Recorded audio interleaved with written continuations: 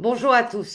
Aujourd'hui, nous allons faire un web module technique sur un sujet très important pour la PGRC, qui est le principe de base pour la taille raisonnée des arbres. Et pour cela, nous avons fait appel à deux intervenants, Germain Smith, responsable du pôle arboriculture au CFPPA de Saint-Germain-en-Laye, formateur, arboriste élagueur et gestionnaire du patrimoine arboré. Il faut rappeler que le pôle arboriculture du CFPPA de Saint-Germain-en-Laye propose des formations dans le domaine de l'arboriculture des arbres d'ornement depuis les années 1990, en partenariat avec la SFA, Sequoia et le GKO, qui est le groupement des experts conseils en arboriculture. Germain sera assisté d'Alexis Arcanger de la société Alexim dans le Perche, qui est également membre de l'association Sequoia. Et je laisse sans plus tarder la parole à Germain. Merci Michel, bonjour à tous. Je suis ravi avec mon collègue Alexis de vous présenter un petit document qui s'intitule selon le concept de la taille raisonnée. Donc on va déplier un peu tout ce document. Sur la première photo, juste pour vous montrer, on entend par taille raisonnée des pratiques d'élagage, donc c'est un grand terme, hein, des pratiques d'élagage avec des personnes qui sont formées à la connaissance de l'arbre et bien sûr aux techniques de grimper et de déplacement dans l'arbre, à l'aide de cordes ou de nacelles. Voilà, mais donc comme sur la photo, vous pouvez voir donc des arboristes, hein. On parle aussi d'arboristes grimpeurs, d'arboristes élagueurs, qui identifient l'arbre et puis qui préconisent des opérations de taille ou de soin. Voilà. Un petit rappel sur le fait qu'un arbre, donc il est autotrophe, hein. Je pense que vous savez que l'arbre, il se suffit à lui-même pour se développer. Donc sur les photos de gauche, on voit des arbres dans un milieu, on va dire, relativement pas trop chahuté par des travaux ou des dysfonctionnements environnementaux. Et contrairement aux arbres qui se situent à droite, qui ont été mal taillés ou qui ont été dénaturés, si vous voyez là le chêne, là, des arbres qui sont sortis de leur milieu ici forestier, et on a des arbres qui commencent à présenter des symptômes de dépérissement suite à des tailles sévères ou à des problèmes de compaction de sol, d'imperméabilisation des sols, et ça, l'arbre, il n'aime pas du tout. Donc on va distinguer l'arbre dans différents environnements. Un environnement semi-naturel, hein, parce qu'il est aussi façonné par l'homme. Les fonctions de l'arbre sont multiples, hein, je le marque là, donc la protection des sols contre l'érosion notamment, le développement de la biodiversité, et puis bien sûr la récolte de bois à des fins agricoles. Et donc on peut observer là un beau paysage d'arbres qui s'apparenterait à un milieu bocager. Et donc l'arbre a toute sa place pour allier des fonctions, que ce soit par l'exploitation agricole ou la production de bois. Donc il y a des opérations de taille, de soins aux arbres, qui sont pas forcément les mêmes que dans d'autres projets. Donc on a l'arbre forestier que vous connaissez très bien, la technique forestière qui s'apparente, enfin que l'on nomme sylviculture, elle vise à conduire des arbres pour des fins souvent productives, hein, pour faire du bois d'œuvre, bois d'industrie, du bois de qualité. Et bien sûr, la forêt accueille aussi du public, donc on a des aménagements, des travaux sur les arbres qui font que les coupes d'éclaircies ou d'élagage ou d'abattage doivent permettre à la forêt de faire remplir ses fonctions d'accueil, de production et de protection.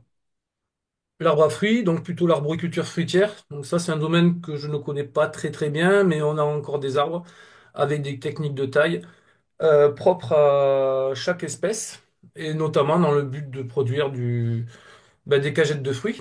Donc là, on peut avoir des cultures de pommiers, de pêchers. Et puis après, sur les photos du bas, là, c'est de la récolte de fruits pour des pépiniéristes. On a des grimpeurs qui sont dans les arbres pour récolter les cônes, notamment sur des épicéas ou des sapins avant qu'ils tombent au sol. Ou sur la photo de droite. Alors, c'est pas forcément du fruit, mais c'est une truffière, donc la trufficulture, pour récolter des truffes avec des chênes notamment, ça peut être des cèdres ou des noisetiers, avec un but bien précis de récolte de fruits. Donc avec Alexis, nous on s'intéresse plus à l'arbre en ville. Alors c'est assez large, hein. C'est l'arbre en ville, l'arbre dans les parcs, l'arbre dans les boisements semi-urbains, enfin périurbains. Et donc là on s'attarde à avoir des arbres en fait pour agrémenter une place, un lieu. Et donc on va travailler avec des espèces souvent ornementales, ok, donc plutôt horticoles que forestières. Et là le rôle de l'arbre il est intéressant dans le sens où on permet de créer des îlots de fraîcheur, hein, comme on le voit sur la photo en bas à droite. Donc c'est à Montpellier. Des micro-couliers qui offrent un certain ombrage quand on connaît les températures de cette ville. On a aussi des arbres qui sont taillés de façon architecturée. Donc on en parlera à la suite de ce diaporama. Des tailles héritées un peu du jardinier Le Nôtre, hein, où on domptait les arbres en ville, hein, pour pas qu'ils présentent de gêne avec l'ampleur des houppiers. Donc c'est des tailles spécifiques qu'on va décrire, mais donc voilà, on distingue bien l'arbre de forêt, l'arbre de l'agriculteur, l'arbre à fruits et l'arbre en ville. Donc on peut introduire des arbres dans un milieu urbain. Donc là, si je prends la photo, c'est un platane qui est situé dans la cité de Carcassonne. Donc le but d'un arbre, c'est pour le faire cohabiter, prendre plusieurs paramètres. Bien sûr, l'essence de l'arbre, son taxon, son origine botanique, l'environnement autour de l'arbre. Voilà, on sait très bien que les arbres, quand on les plante, ils sont petits, puis après ils prennent des dimensions assez grandes. Et les besoins pour l'arbre. Donc ces besoins aussi bien au niveau souterrain, le sol qui lui sera dédié, que la partie aérienne. Et donc en ville, les arbres ils peuvent remplir des fonctions esthétiques, écologiques, on en parle de plus en plus, et paysagères. Voilà, dans des projets d'aménagement paysager, l'arbre il a toute sa place, ne serait-ce que quand on construit un lotissement ou quand on crée des voies de circulation, les arbres ont tout leur intérêt à cohabiter en ville avec les bâtiments, les riverains et puis tout ce qui tourne autour. Donc c'est pour ça qu'on va réfléchir, avant même de tailler les arbres, on va réfléchir à savoir ben, qu'est-ce qu'on va mettre comme arbre. Donc la dimension de l'arbre à l'âge adulte, ça c'est important. Est-ce qu'on aura un arbre avec un feuillage qui sera dense ou clairsemé? On peut aussi dire est-ce que c'est un feuillage persistant ou caduc? On peut prendre aussi en compte les risques allergènes de certains arbres, hein. Des fois on plante des arbres, on se rend compte qu'ils sont allergènes, donc on les supprime, alors que ça aurait dû être réfléchi au moment de la plantation. Et après, il y a des gènes, il y a des arbres qui présentent certaines gènes, hein. Il y a des arbres qui ont des fruits très lourds. Si je prends le pin faiseur de veuve, on l'appelle le pin de Couter. C'est des cônes qui sont très gros, qui peuvent peser plus de 2 kilos. On a le Maclura pomifera, pareil, c'est des fruits très lourds. Donc, c'est un très bel arbre, mais qui n'est pas forcément adapté pour mettre au-dessus d'un parking. Voilà. Donc, quand on parle de taille raisonnée, ce que je disais au début du document, c'est un concept qui est né dans les années 90. Alors, même s'il a été pratiqué dans les pays anglo-saxons dans les années 70, même 50, le concept de taille raisonnée, on l'apparente aussi à la taille douce. C'est un mot que certains empruntent. C'est de dire que les gens qui font cette taille raisonnée portent un regard attentionné sur le végétal et de dire que quand on taille un arbre, on ne le fait pas gratuitement. C'est parce qu'il y a un besoin. C'est pas parce qu'il y a une promotion sur une tronçonneuse qu'on va tailler un arbre. Donc le grimpeur élagueur, l'arboriste, il va réfléchir à l'essence. Donc est-ce que mon arbre réagit relativement bien aux plaies de taille, hein? C'est-à-dire que quand on coupe une branche, même si on coupe une branche, même si on la coupe bien, ça reste une blessure. Le stade de développement, on en parlera tout à la fin, c'est les arbres quand ils se développent, ils ont des axes permanents et ils ont des axes que l'arbre va abandonner. Donc ça, il faut réfléchir. C'est de l'analyse architecturale qui nous permettra de se prononcer sur la suppression d'une branche ou pas. Les contraintes, donc ça c'est souvent ce qui est pris en compte avec les arbres en ville, hein, c'est que les contraintes, que ce soit de réseau aérien, que ce soit la proximité des bâtiments ou le gabarit des véhicules, en fait on va tailler les arbres en fonction de ces contraintes-là. Et bien sûr, les arbres ils ont des difformités, il y a des carences, donc ça peut être des problèmes de sécheresse, des problèmes de tassement de sol, ça peut être des problèmes de neige lourde, hein, exceptionnels dans certaines régions. Et on se pose la question, est-ce que on parlera pas forcément de défauts, parce que les arbres, pour moi, ils n'ont pas de défauts, ils ont juste des difformités, des singularités, et l'arboriste élagueur va essayer de corriger tout ça. Voilà. Donc pour finir ma partie, avant de laisser la parole à Alexis, juste vous dire qu'une branche, quand on la supprime, faut pas que ce soit traumatisant. On va essayer d'anticiper les travaux de taille avant que ce soit trop tard. C'est pour ça qu'on a défini, alors pas moi, des chercheurs, des professionnels, des passionnés comme vous aussi, je pense. Il y a des règles qui ont été définies pour la taille des arbres. Donc on va présenter la taille de formation, la taille d'entretien, la taille d'adaptation ou de cohabitation, la taille architecturée, la taille de restructuration et la taille de transparence. Donc c'est des termes qui sont définis et qu'on emploie, nous, dans nos formations, ou même Alexis quand il propose des conseils et des préconisations. Alexis, je te laisse la parole. Alors pour moi, bah, la taille, l'une des tailles les plus importantes, la taille de formation, si ce n'est la plus importante, car elle va permettre de former l'arbre et de l'adapter aux contraintes de l'environnement présent. La taille de formation, elle cherche surtout à répondre à plusieurs objectifs, aussi bien assurer la solidité et la santé de notre arbre dès le stade jeune. Donc veiller à ce qu'il y ait pas de, on appelle ça des zones où on a des gourlets d'étranglement. Ça veut dire que là il y a tellement de branches à cet endroit-là que tout simplement ça va limiter la croissance. Faut essayer de regarder ce genre de choses. Elle va aussi viser à assurer l'allongement et la rectitude du tronc, notamment quand on veut avoir des arbres fléchés, notamment au bord de nos voiries, etc. Elle va préparer la charpente de notre futur arbre, en fait. Toutes ces grosses branches qui vont permettre à notre arbre de continuer son développement et qui seront des sections persistantes. Elle va permettre aussi bah, déjà de former nos arbres. Par exemple, quand on va former des arbres en taille architecturée, bah, c'est dès cette période-là qu'on va devoir agir dès le début. Cette taille de formation, elle peut avoir lieu après la plantation. Bien sûr, avant de commencer cette taille, on vérifie plusieurs choses. Déjà, on vérifie l'ancrage racinaire de nos arbres, voir si notre système racinaire est bien implanté avant de tailler. Et surtout, on vérifie la vigueur de notre arbre. Donc, ça va être surtout tout ce qui est croissance annuelle, mesurer cette croissance annuelle et voir si notre arbre va être en capacité de commencer à encaisser nos tailles. Car comme disait Germain tout à l'heure, quoi qu'il arrive, une taille, ça reste des plaies et l'arbre utilisera ses réserves pour compartimenter ses plaies et non pas pour sa croissance, quoi. Ensuite, on a une autre taille, la taille d'entretien. Elle va surtout viser à maintenir une forme semi-libre, toujours en préservant la solidité de notre arbre. C'est dans cette taille aussi qu'on va parfois enlever tout ce qui est gros bois mort pour bah, tout simplement un aspect sécuritaire. La plupart du temps, quand on a beaucoup de fréquentation et qu'on a des arbres qui ont tendance à faire du gros bois mort, bah, c'est lors de cette taille qu'on va devoir les supprimer. À savoir que dans ces arbres, on essaye de supprimer vraiment les grosses sections. On va pas s'amuser à aller enlever du tout petit bois mort, car le bois mort, il réagit et il sert aussi dans la dynamique de notre arbre face au vent. Donc, il faut pas trop aller enlever tous les petits bois morts partout. Et puis, c'est aussi des éléments pour construire les nids de nos oiseaux. C'est très très utile de laisser les tout petits bois morts dans nos arbres. En fait, un arbre, je ne sais pas si vous avez déjà observé un arbre face au vent.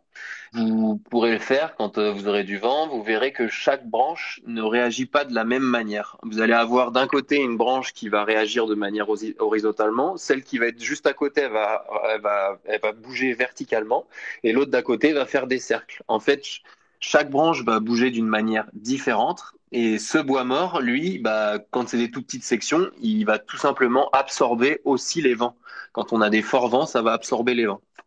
Donc c'est pour ça on préconise non pas d'aller enlever tout le bois mort de A à Z. Quand je parle de bois mort, c'est surtout les grosses sections, quand on va avoir des diamètres qui vont dépasser 10 centimètres de diamètre, quoi. Dans des zones où on a beaucoup de public et où là, ça va devenir un peu dangereux. Parce que le bois mort, il a aussi une fonction écologique dans nos arbres. Il va permettre la fixation de pathogènes aussi. C'est-à-dire qu'il va permettre, les pathogènes se fixeront à cet endroit-là sur ce bois mort et n'iront pas à un autre endroit dans notre arbre.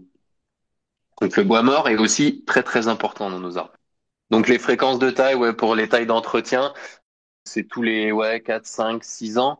Après, on parle aussi de taille d'entretien quand on a des tailles architecturées, tout ce qui est taille en tête de chat, taille en rideau, etc.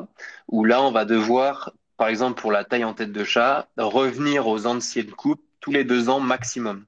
Donc ça veut dire que votre arbre, il a ses réserves qui sont situées au niveau des gros moignons, là, dans les jardins à la française, où on a les gros alignements de tilleuls avec des gros moignons, des marottes.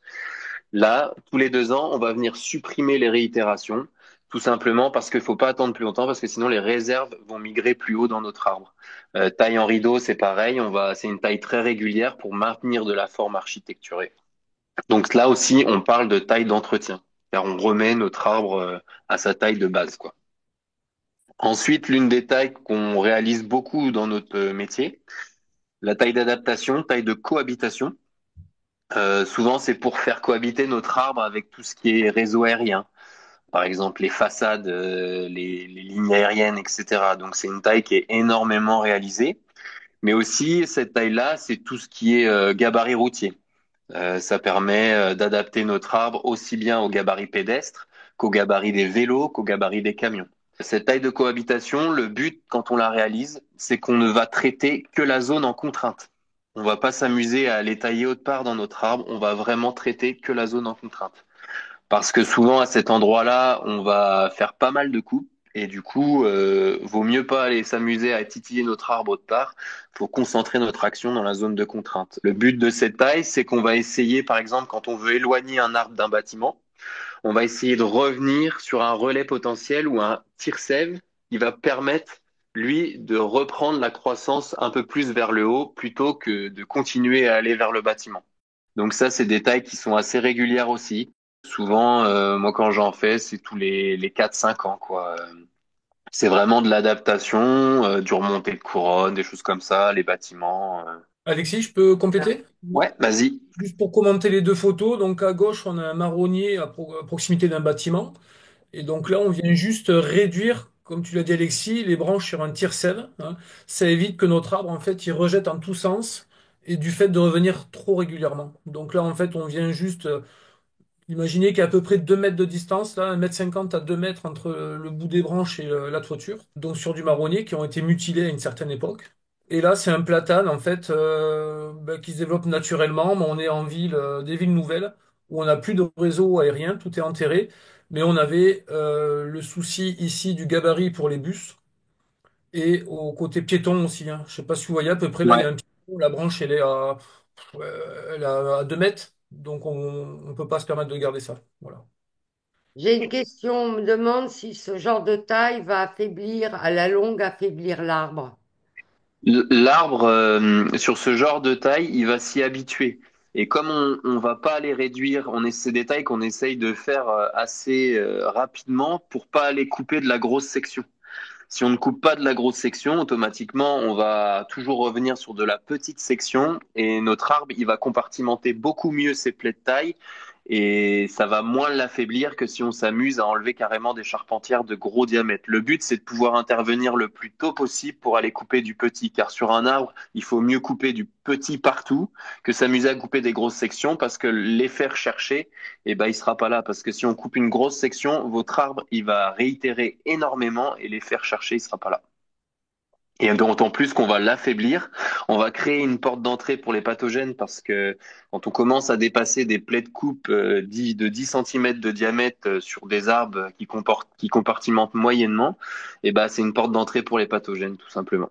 Chez l'arbre, il n'y a pas d'équilibre. Un arbre, on n'a pas besoin de l'équilibrer. C'est pas parce que je vous coupe un bras que je vais vous couper l'autre bras pour vous équilibrer. L'arbre, il va s'adapter à ce qu'on a fait. Il va essayer de mettre en place des éléments dans sa construction, des contreforts racinaires. Il va développer du bois de tension, du bois de compression pour essayer de s'adapter à ce qu'on fait. Donc en aucun cas, on va s'amuser à équilibrer un arbre et c'est aussi le principe de taille raisonnée qui vise vraiment, bah, notamment dans la taille d'adaptation de cohabitation, à vraiment traiter que la partie en contrainte. On me demande qu'est-ce que cela veut dire compartimenter. C'est un terme, un arbre, ça cicatrise pas, ça compartimente. Un arbre, ça régénère pas du tissu, ça génère juste du nouveau tissu pour pouvoir empêcher la pourriture de se propager dans son tronc. La compartimentation, c'est votre arbre, il va mettre en place 4 barrières. Il va mettre d'abord en place une première barrière longitudinale qui va empêcher à la pourriture de se propager vers le haut, vers le bas. La deuxième barrière, c'est une barrière latérale, ou d'abord une barrière radiale qui va empêcher la pourriture de se propager vers le centre. Une barrière latérale qui va empêcher la pourriture de se propager sur les côtés. Et la dernière barrière qui est une barrière chimique qui fait une zone de barrage. En fait, votre arbre il va développer des tanins, des terpènes, des phénols, des substances chimiques qui vont créer une zone de barrage pour la pourriture. Et c'est ça la compartimentation. C'est un arbre, ça cicatrise pas, ça compartimente. Taille architecturée. Donc bah là c'est un peu issu de notre histoire, hein. C'est tous ces grands alignements qui soient conduits en jardin à la française, etc. Où on a beaucoup de là vous voyez en bas à gauche, c'est ça la taille en tête de chat. Donc avec là des arbres qui sont très très bien formés parce qu'on a un nombre de marottes assez important. Au milieu, vous avez la taille sur prolongement. Donc, c'est tous les ans, on va sélectionner une réitération qu'on va recouper à chaque fois, en laissant à chaque fois, ça dépend, on laisse 10 ou un peu plus, et à chaque fois, on va continuer sur ce prolongement. Et la dernière à droite, ça, c'est de la taille en rideau qu'on conduit souvent par tonte. Donc là, c'est tous ces alignements que vous avez en marquise, en demi-marquise, en rideau. Donc là, c'est des tailles qui sont assez économiquement onéreuses parce qu'on y revient souvent. Mais quand on n'a pas le choix, quand on hérite d'un patrimoine comme ça, on ne peut que le conduire comme ça. Toute action sur nos arbres, elle est vraiment irréversible. Donc là, à partir du moment où on a conduit un arbre en taille architecturée, bah, on n'a pas le choix que de le conduire comme ça. En aucun cas, c'est des tailles mutilantes. C'est juste les arbres, là, comme vous les taillez, par exemple, pour la taille en tête de chat, vous les taillez tous les 2 ans, les arbres ils vont s'y habituer et vos réserves elles vont se situer dans les marottes, dans les petites boules au bout de vos branches. Donc votre arbre il est habitué, il a ses réserves à cet endroit-là et en aucun cas c'est de la mutilation. Ben, le but, en fait, quand on conduit un arbre en tête de chat, c'est de multiplier un maximum le nombre de marottes. La plupart du temps, on voit des gros arbres avec des grosses marottes, mais il y a que 6 grosses marottes. En fait, ça, c'est un arbre qui va nous poser problème par la suite, parce qu'automatiquement, la marotte, elle va se charger en poids, et mécaniquement, votre arbre, il va avoir du mal à encaisser la chose, alors que si on multiplie le nombre de têtes de chat, et ben votre arbre, au final, pour lui, ça va être normal, quoi. Et le poids ne sera pas énorme. Si votre arbre il est suivi tous les 2 ans, et ben c'est très bien et la charpente va être solide et mécaniquement, ça peut durer des années et des années, quoi. Est-ce qu'on peut conduire tous les arbres en tête de chat ou il y a vraiment des zones? Non, il y a des essences qui s'y prêtent pas. Après, moi, ce que je conseille surtout, c'est faut que ça soit décidé dès la plantation. Parce que comme ça, dès la formation, on fait quelque chose de correct. On se dit pas d'un seul coup, mon arbre, il a, je sais pas, 20 ans, on va pas se dire d'un seul coup, je le mets en tête de chat. Non, ça, c'est quasiment impossible. Toutes les essences ne s'y prêtent pas tellement bien, quoi. Vous avez le platane qui s'y prête plutôt bien, les tilleuls. Après, c'est surtout en vieillissant, les marronniers, on en a beaucoup en tête de chat, mais les marronniers vieillissent plutôt mal, quoi. Ça fait des arbres avec des cavités automatiquement, hein. Les arbres en tête de chat, ça fait des arbres qui créent des cavités au niveau des insertions et mécaniquement, ça devient des arbres qui peuvent être susceptibles d'être dangereux, quoi. Mais au moins, cette taille-là, ce qui est bien, c'est que ça permet d'avoir des arbres à fort développement et ça permet de les contenir dans des milieux restreints. Moi, si je peux rajouter, on a aussi des différences géographiques, hein. On aura souvent les arbres en rideau dans la région parisienne, autour des grands châteaux. Ouais. Euh, les têtes de chat, si je prends les marottes, hein, c'est un terme que l'on emploie surtout dans la région de Nantes. Mais des villes qui sont chahutées par les vents, on aura tendance des fois à les contraindre, à les réduire, avec notamment les contraintes urbaines. Mhm. Euh, on a les tailles en tonnelle, donc là, j'ai pas de fin. Au sud. Plutôt dans le sud, voilà, sur du mûrier platane, même du Ouais. platane, des arbres qu'on va allonger pour faire un effet parasol. Et la taille en prolongement, moi, je l'ai beaucoup observé en Auvergne. Je pense qu'il y a des spécificités locales qui fait qu'on taille les Mhm. soit en tête de chat, soit en prolongement, en rideau. Oui, et puis c'est toujours mieux de continuer à faire ça que d'un seul coup s'amuser à faire une taille drastique, quoi. Taille de restructuration, donc là, c'est surtout quand on a des arbres qui ont été mutilés, qui ont subi une taille drastique. Du coup, ils ont un houppier qui est complètement déstructuré. Et le but, bah, c'est essayer, par la technicité de l'arboriste intervenant, bah, de rétablir un port semi-libre où là où ça a été mutilé, on va revenir sélectionner les réitérations qui poussent, on va resélectionner des réitérations pour pouvoir reformer l'architecture de cet arbre. Après, c'est une taille qui est compliquée.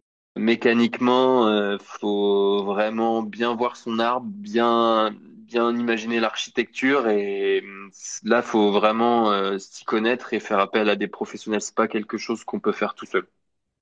Et c'est surtout, il y a d'abord toute une partie diagnostic où on va pouvoir observer l'état sanitaire de notre arbre pour savoir si on peut le reconduire en port semi-libre ou malheureusement si on est obligé de revenir aux anciennes coupes de la taille drastique. Parce qu'au niveau des coupes drastiques, des coupes de la taille drastique, bah forcément vous avez des zones où ça a pu caviter, automatiquement c'est des insertions de branches qui vont être moins bonnes parce qu'à la base une branche dans l'architecture de votre arbre elle est ancrée par un cône d'insertion. Alors que votre arbre, quand il a été mutilé, automatiquement, toutes les réitérations qui repoussent sont ancrées sur du cambium, donc la partie, l'assise un petit peu vivante de votre arbre. Donc l'ancrage est tout de suite moins bon. La taille de formation, ça dépend ce qu'on veut obtenir. Si vous voulez obtenir un gabarit routier, bah, la taille de formation, elle peut durer 10, 15 ans, ça dépend, jusqu'à temps qu'on puisse obtenir notre gabarit routier. En aucun cas, l'arbre n'a besoin d'être taillé, c'est l'homme qui crée le besoin de taille. Et après, ça dépend de plein de contraintes. C'est justement la taille de transparence, la taille d'éclaircie, où là, bah, quand on a du feuillage persistant, il va falloir supprimer de manière réfléchie pour créer des zones de lumière au sol. On éclaircit tout simplement le houppier de manière raisonnée pour laisser passer la lumière, le vent, la pluie. Là, c'est quelque chose qui demande beaucoup de technicité parce que si c'est mal réalisé, on va faire plus de mal que de bien et le résultat que l'on voulait obtenir ne sera pas obtenu. Si on éclaircit beaucoup trop, on va avoir un arbre qui va réagir fortement et qui va, l'année d'après, il va réitérer, il va faire plein de rejets dans son houppier et au final, l'effet qu'on voulait de laisser passer la lumière, bah, il sera plus là. Les tailles de transparence, c'est pareil. On s'amuse pas à éclaircir toute la charpentière et laisser que les feuilles au bout, parce que là, mécaniquement, bah, on va créer des cassures. On modifie complètement la dynamique de notre arbre face au vent et du coup, on va créer des cassures. Mais la taille de transparence, la taille d'éclaircie, c'est un bon compromis quand on souhaite regagner un petit peu de lumière due à des houppiers assez importants et denses. Faut que ça soit réalisé de manière cohérente et raisonnée surtout. Parce que des fois, on peut faire plus de problèmes que de solutions. La transparence, souvent, c'est 4, 5 ans aussi, Germain, non? T'en penses quoi? Alors, selon les essences, et la première taille, donc là, on a vraiment la photo avant et après. On Mhm. n'a pas le résultat immédiat dans ce Ouais, sens. Parce que là, on crée trop de fragilité, les branches elles vont osciller de façon beaucoup plus grande, et là, on peut avoir de la casse, comme tu disais, Alexis. Donc, souvent, on a des tailles qui se répètent chaque année, d'une année Mhm. sur l'autre.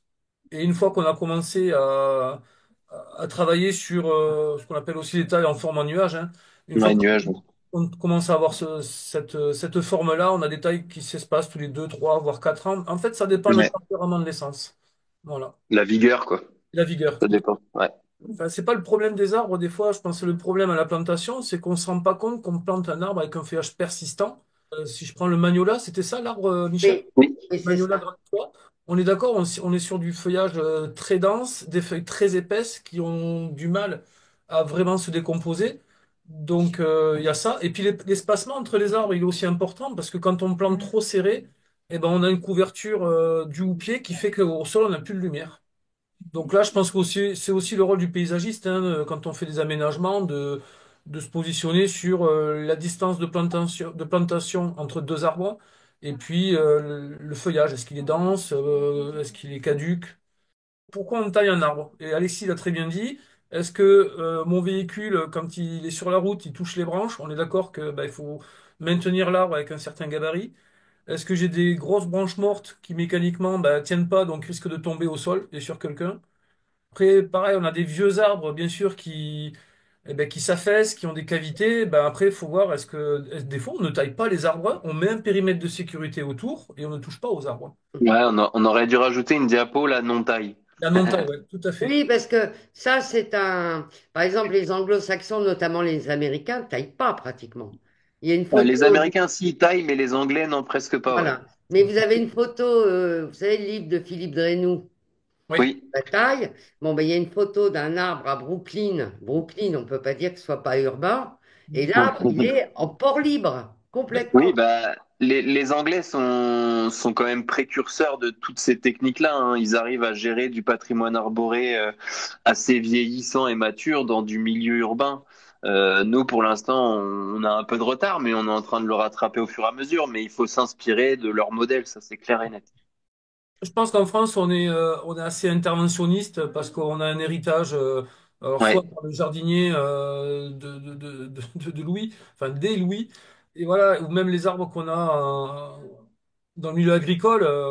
Enfin, juste pour info, il y a les agriculteurs, quand ils avaient fini leur saison de moisson l'été dans les champs, eh ben, ils allaient en ville pour tailler les arbres, parce qu'il n'y avait plus rien à faire. Donc on taillait les arbres dans les avenues parisiennes, soit sur tête de chat, soit en rideau. Et donc on taillait un peu quand on avait le temps. Et on l'a toujours en Ouais. tête, on taille l'hiver. Ben non, il n'y a pas que. Non, on peut tailler tout le temps. Donc on en a parlé, hein. Dès qu'on va couper une branche, on va faire une blessure à l'arbre. Hmm. Donc on va éviter de couper des branches de gros diamètre, donc d'où l'anticipation. On va pas couper une branche de 10 centimètres. On va venir sur 4, 5 centimètres avant que la branche, bien sûr, elle touche la façade, hein, si je prends cet exemple. Après, on va regarder comment la branche elle est configurée sur l'arbre. Est-ce que c'est un rejet? Donc un rejet, c'est une branche qui se développe suite à un stress. Tout à l'heure, on disait que les arbres, des fois, ils végètent, hein. C'est toutes ces branches qui se développent suite à un stress de taille, un stress hydrique, un stress de mise en lumière. Donc, est-ce que c'est une branche, normalement, comme on l'a dit, qui est insérée dans le tronc? Est-ce que c'est une écorce incluse? Alors, c'est des termes un peu barbares, mais est-ce que c'est des branches qui sont collées, euh, que les écorces sont collées, mais que les tissus ne sont pas jointifs?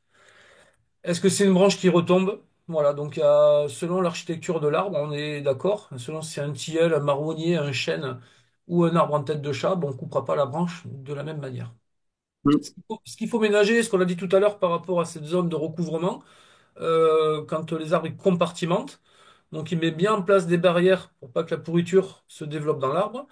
Et ce qu'on va essayer de faire, c'est d'avoir, comme sur la photo de gauche, une zone de recouvrement, donc c'est du bois actif, hein, c'est du bois vivant là, qui doit refermer la plaie de taille. Donc là, c'est pas une plaie de taille, hein, c'est une branche morte qui est tombée toute seule, mais le but de l'arbre, c'est de refermer la plaie.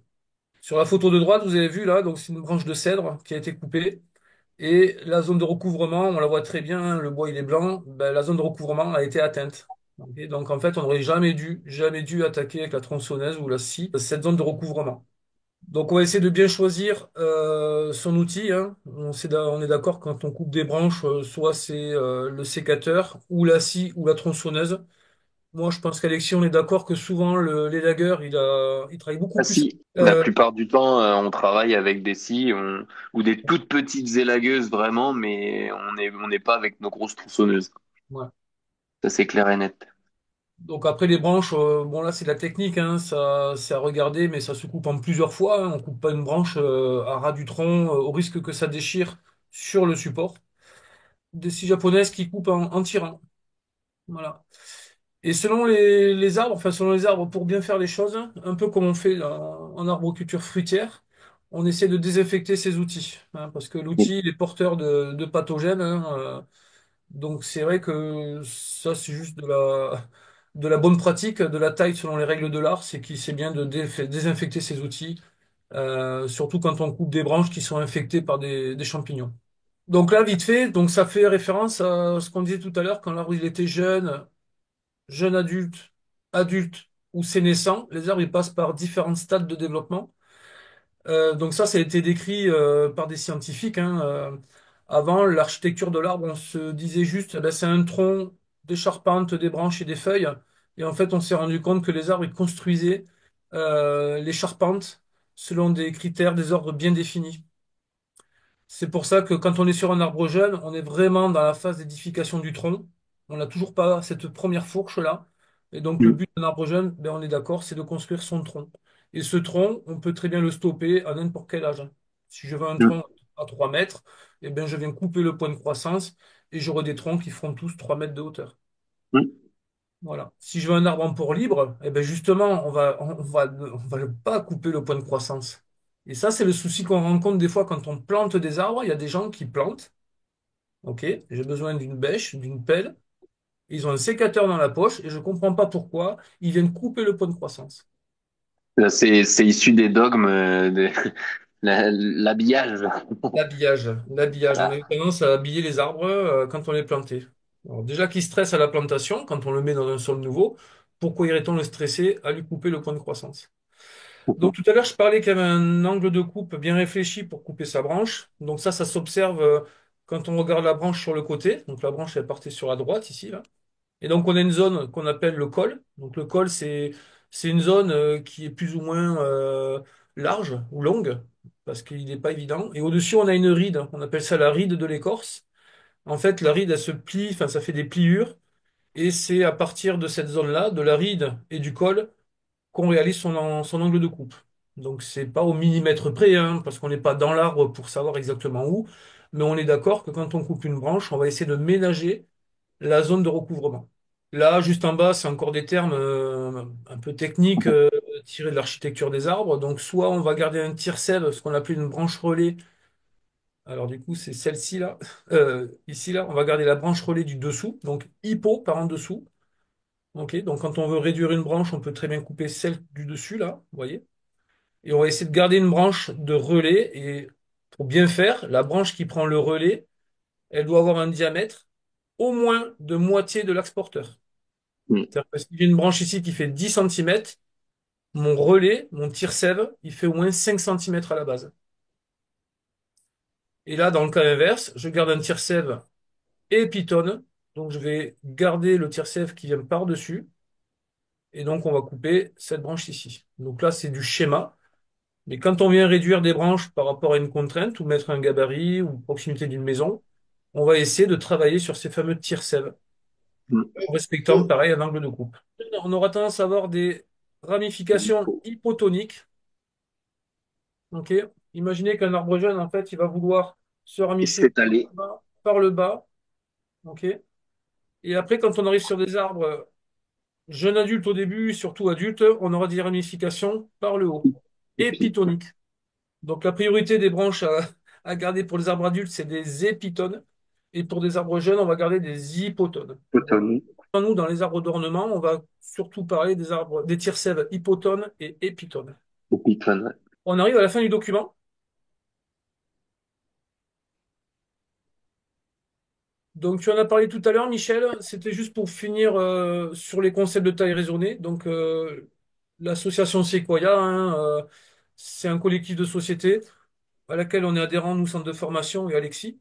Et on se retrouve régulièrement sur des journées techniques, bon, bien sûr, avec des professionnels, des chercheurs, des scientifiques, ben, justement pour prendre en compte les évolutions, alors pas que des techniques de taille, hein, mais aussi bien des techniques de grimper, des techniques de soins aux arbres, par l'amélioration des conditions de vie de sol, des journées techniques sur les pathogènes, ou des journées avec des kinés ou des professionnels de la santé, sécurité au travail.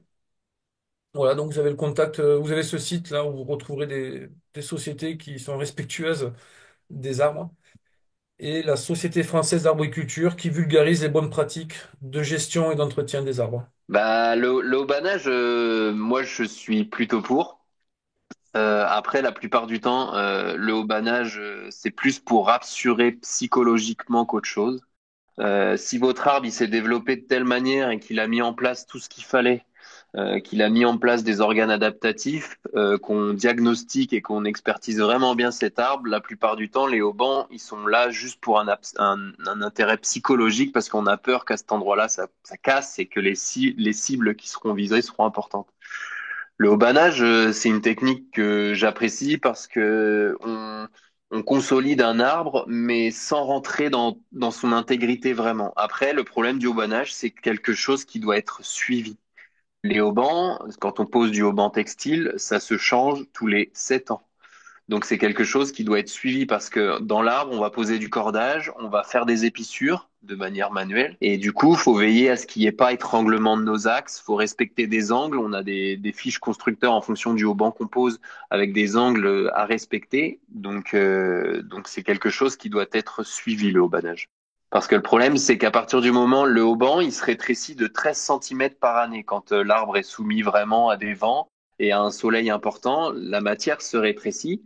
Et au bout d'un moment, si votre auban il a déjà été posé un peu tendu, bah vous allez vous retrouver avec des arbres qui vont être fortement tendus dans les haubans. Et à remplacer, ça va être compliqué. Souvent, on peut remplacer que par du câble. Parce que pour avoir une tension égale, la plupart du temps, c'est du câble. Mais le haubanage, je suis favorable parce qu'on rentre beaucoup moins dans l'intégrité. Je préfère aubaner un arbre que m'amuser à aller le tailler et pour l'alléger parce qu'il a une charpentière qui part, qui est un peu grosse, on a peur qu'elle craque. Bah, je préfère aubaner cette charpentière que plutôt aller la réduire parce que tout simplement, je vais pas engendrer de plaies de coupe et automatiquement d'énergie qui sera mobilisée pour la compartimentation et qui ne sera plus utilisée pour les fonctions physiologiques de votre arbre. En fait, si on comprend bien, la première chose, un arbre ne se taille pas. On le plante, où il vient là naturellement, hein, attention, hein, il y a de la régénération naturelle, et on ne les taille pas. S'il y a un besoin de taille, parce qu'on a un besoin de les contenir, on va faire la taille de formation. Et tant que l'arbre il est jeune, tant qu'il a ce point de croissance, on peut se permettre de les former, enfin de les conduire en forme architecturée, en forme libre, en forme semi-libre. Et après, on entretient cette forme. On l'entretient par suppression de bois mort, on l'entretient par des tailles répétitives, soit sur les têtes de chat, soit sur du rideau. Mais on se suffit qu'à ça. Si par contre on se rend compte que les arbres, ben, mais il a poussé un peu vite, et puis on s'est rendu compte qu'il commence à toucher la façade, ou alors on n'a pas anticipé assez sur les tailles de formation, on va devoir faire des tailles d'adaptation ou des tailles de restructuration, ce qu'on a développé tout à l'heure. Pour ajouter, on est d'accord que les arbres, ils sont soumis à des conditions des fois très violentes, hein, de vent, de Oui. neige, de gel. Donc les arbres, en fait, ils vivent avec ces éléments-là. L'arbre, il va se développer avec le vent qui lui a cassé la branche. Ouais. Et Alexis, tu l'as très bien dit, on veut faire tout en propre, on veut toujours. C'est comme si on n'acceptait aucun défaut sur nos arbres, on devait recouper, parce que bah, c'est pas beau une déchirure. Pour nous, enfin, pas pour moi, pour des gens, c'est pas beau. Donc, il y a des gens qui ne conçoivent pas des arbres avec des déchirures, du lichen, des mousses, du lierre. Hier, Le lierre, on va dire que quand il est sur un tronc, donc ça va agir comme un manchon protecteur. Ça va protéger le tronc, surtout sur les écorces fines, contre le gel ou les échaudures hein, dues au soleil. Donc ça, c'est un très bon protecteur. Le lierre, faut savoir aussi que c'est une plante qui est pollinisée, enfin qui est butinée par les abeilles en fin d'année, à l'époque octobre-novembre. Donc c'est très important. c'est Et l'une qui possède les derniers fruits pour les oiseaux aussi. exactement. Donc ça, c'est le lierre, il a tout son intérêt. Sauf que Michel, et là je vous comprends tout à fait, le lierre, il peut cacher des fois des défauts, des singularités bah, sous le lierre, hein, des cavités ou des pourritures. Et c'est vrai qu'on est limité en diagnostic quand on a du lierre autour. En aucun cas, le lierre n'étouffe votre arbre. Le lierre, il a son propre système racinaire. Votre arbre a son propre système racinaire. Chacun fait la photosynthèse. Si votre arbre se porte bien, le lierre, vous allez l'observer, il passera pas, il ira pas, il s'amusera pas à aller se propager sur vos charpentières. Il se cloisonnera au tronc, tout simplement là où il a de la lumière pour faire la photosynthèse. Là où le lierre devient problématique, c'est si votre arbre commence à dépérir légèrement, vous allez avoir une densité foliaire qui va être moins importante. Du coup, le lierre, lui, il va en profiter. Il va prendre cette place-là, ces petites percées de lumière, il va se propager le long de vos charpentières. Automatiquement, il va rentrer en concurrence avec votre arbre et généralement, c'est le lierre qui gagne et pas Ouais. l'arbre. Ou soit, si votre arbre est vraiment dépérissant, mais c'est que votre arbre, il a un problème, pour supprimer du lierre, on le coupe au pied et on le laisse dessécher sur notre arbre. En aucun cas, on l'arrache parce que sinon, vous allez tout de suite exposer votre arbre à la lumière, au froid. Vous allez entraîner des gelivures, des échaudures, des choses comme ça. Ça, mieux le nourrir, c'est ce que tout le monde devrait faire. Quoi qu'il arrive, on devrait pailler. En dessous de nos arbres, on devrait ajouter du paillage parce que automatiquement, ça réactive nos sols. Ça permet à l'arbre d'aller moins s'épuiser à aller chercher sa nourriture parce que comme le sol est réactivé, il a moins besoin d'aller chercher loin avec ses racines. Donc, dans tous les cas, le paillage, c'est quelque chose que vous pouvez faire surtout sur du patrimoine mature. C'est quelque chose qui est énormément conseillé. Après, il faut que ça soit fait de manière intelligente. Le paillage, quand on fait du paillage, on essaye de dépasser, on dépasse pas 10 centimètres d'épaisseur. Parce Mm. que sinon, si vous dépassez 10 centimètres d'épaisseur de paillage, vous allez tuer toute la vie en dessous parce que ça va surchauffer et vous allez tuer la vie en dessous de votre paillage. Donc le but, c'est de pas dépasser 10 centimètres. Mm. Et vaut mieux mettre 10 centimètres et en rajouter tous les 2 ans que s'amuser à mettre 20 et tuer toute la vie. Le paillage, c'est quelque chose, c'est que ça devrait être prôné. Moi, je sais que quand j'interviens chez les personnes, souvent les personnes ne se rendent pas compte que du copeau, en fait, c'est de l'or pour leurs arbres, quoi. Souvent, on le considère comme un déchet, alors que le paillage, le copeau, mais c'est de l'or parce que vous pouvez en mettre dans les massifs. Si vous avez des arbustes qui se portent mal, vous le mettez au pied de vos arbustes, vous le mettez au pied de vos arbres, mais il faut que ça soit fait de manière intelligente. La taille d'hiver, en fait, tailler un arbre en hiver ou un arbre en été, ça dépend du pourcentage foliaire qu'on va enlever. Tout ce qui est taille architecturée, surtout taille en tête de chat, sont des tailles à réaliser l'hiver. Pourquoi? Parce qu'on enlève la totalité du volume foliaire de votre arbre. Donc automatiquement, on peut faire ça que l'hiver. Alors que la taille en verre, on essaye de pas dépasser 30% du volume foliaire de notre arbre qu'on va enlever dans notre arbre, en fait. C'est ça la taille en verre. Et la taille en verre préconisée parce que votre arbre, automatiquement, il est en pleine activité. Du coup, la compartimentation se mettra en place de suite, en fait. Et du coup, vous aurez des plaies qui vont compartimenter et se recouvrir tout de suite. Le processus va se mettre en place tout de suite.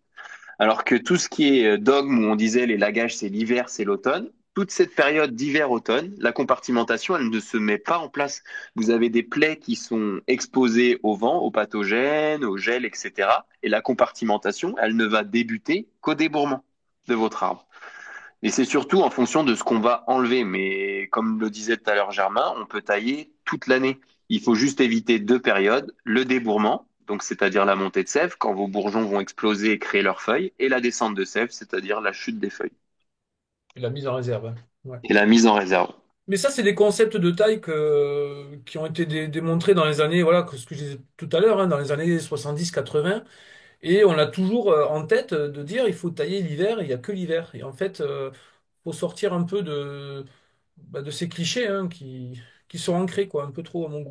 Je le redis, on taillait l'hiver parce qu'on n'avait plus rien à faire dans les champs, on n'avait plus rien à faire, on n'a plus rien à tondre, on n'a plus rien à débroussailler, à récolter. Et donc on s'est dit, ben, c'est là où on taille. Donc, si on veut bien comprendre deux choses quand on veut tailler, on va prendre en fonction le stade de développement de l'arbre, là, comme sur le schéma. Donc, on va tailler d'un point de vue de son stade de développement et d'un point de vue biologique. Donc, on est Oui. d'accord qu'on va intervenir sur des êtres vivants. On n'intervient pas parce qu'il y a une promotion sur une tronçonneuse. On ne taille pas parce que le voisin, il a dit, ben, il faut tailler. On va tailler pour les besoins et en fonction du stade de développement et de la biologie. Merci Germain, merci Alexis.